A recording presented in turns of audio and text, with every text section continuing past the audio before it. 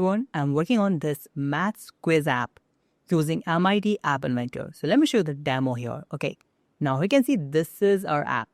Your score right now is 0, and you can see the 1 into multiplied by 18 equal, and you need to put your answer and you need to submit this.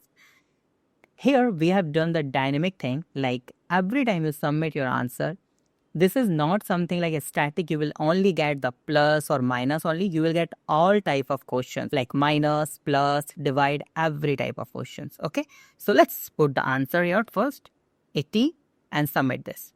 See, the correct and the score is 10. This background color is green right now. Let me put the wrong answer, 8 plus 7. Right now, the question is 8 plus 7. So let's put 16 is the wrong answer. So let's submit this.